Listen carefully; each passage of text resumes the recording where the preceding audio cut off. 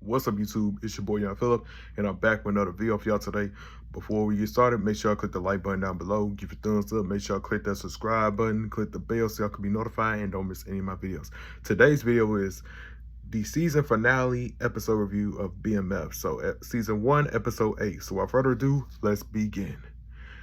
Time to end season 1 of BMF with a bang. Let's get into it, man.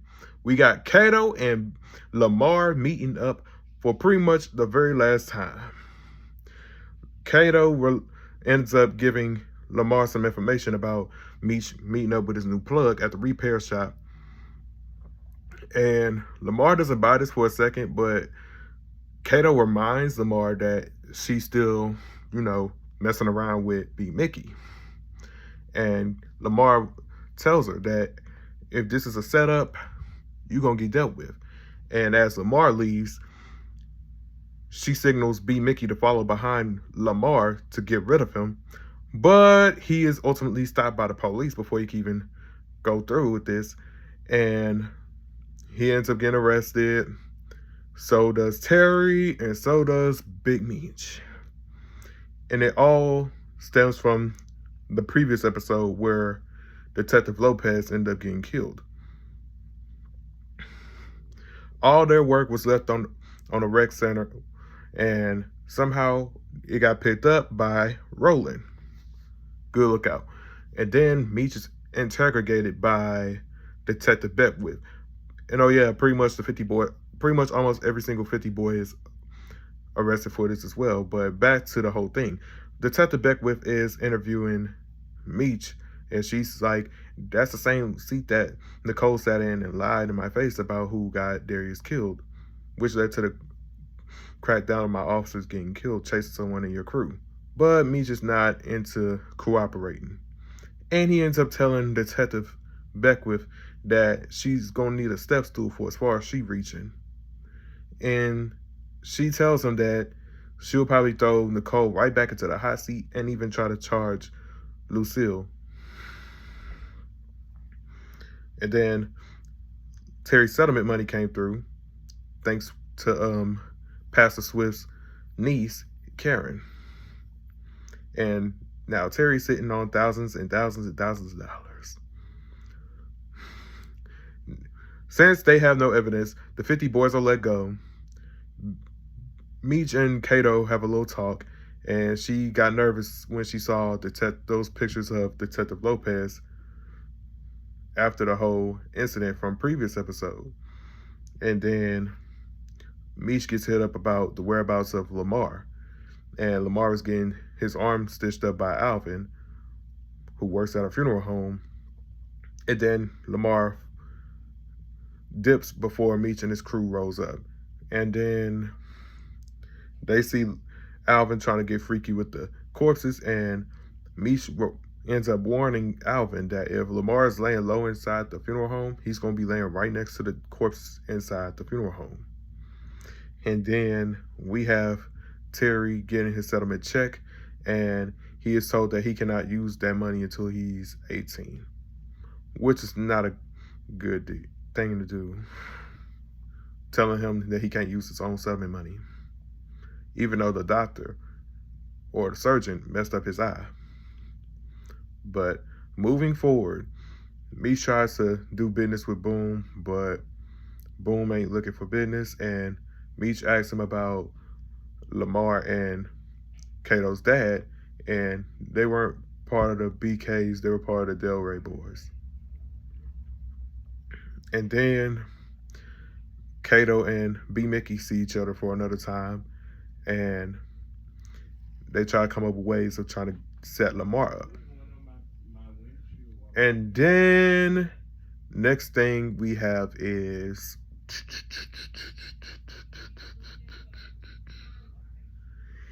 pretty much we have Meech popping up on Terry just to let him know that they're switching up the name. They're going with BMF, which stood for Black Mafia Family. Because, of course, they're black. The crew is structured like a mafia, and they're one family. And Meech wants Terry to take him to go meet Big L. But Terry doesn't think that's a good idea. And then here we go.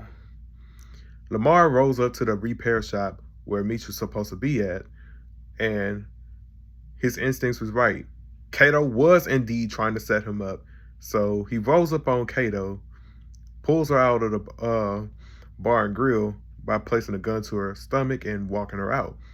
But what he doesn't know is that Meech pops up, was there, waiting on him. And Lamar places a gun to Kato's head, and Meech responds with, "You think we actually give a fuck about a rat bitch working for you?" And B. Mickey is also there with a gun pointed towards Kato. And Lamar's like, "Ain't this a bitch? A nigga used you to get to me."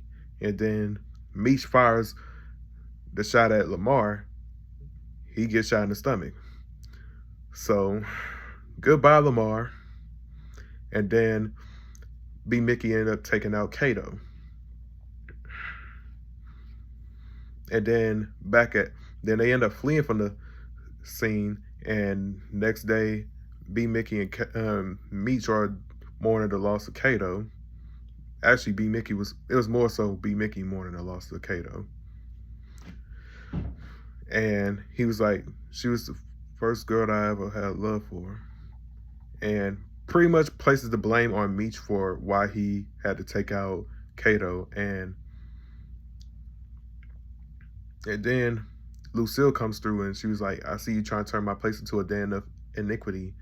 And notice that the bodyguards are not standing outside of her house, in front of her house no more, thanks to Meech getting rid of Lamar. And she was like, "I don't even know who you are anymore." Then Meech meets up with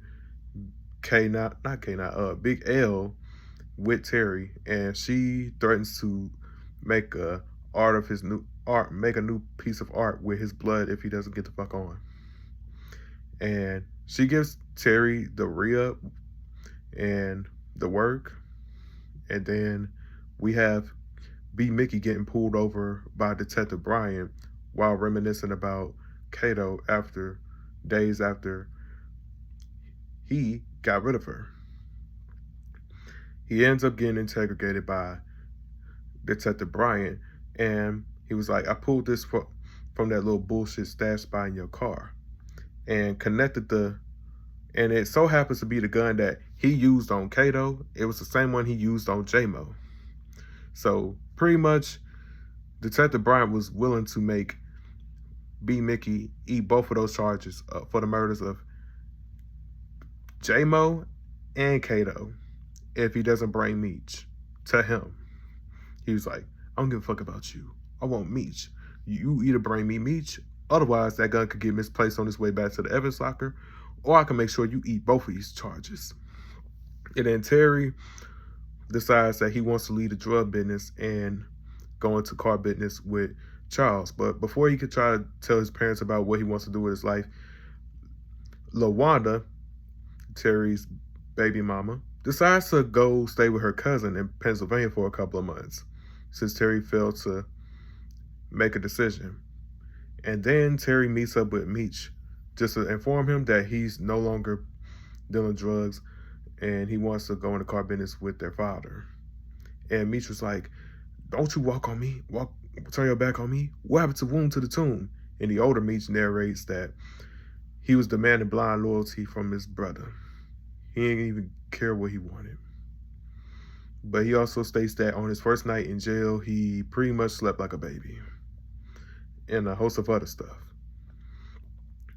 And there you have it. That's the end of season 1 of BMF. Season 2 is coming soon. But let me know your favorite part of this season finale in the comment section down below. But I'd like to say thank y'all for tuning into today's video. Make sure y'all click the like button down below. Give it a thumbs up. Make sure y'all click that subscribe button. Click the bell so y'all can be notified and don't miss any of my videos. Don't forget to add me on social media at YoungPhilip_00. That's Instagram, Snapchat, Ryan361005, and TikTok at YoungPhilip00. With that being said, I'm out.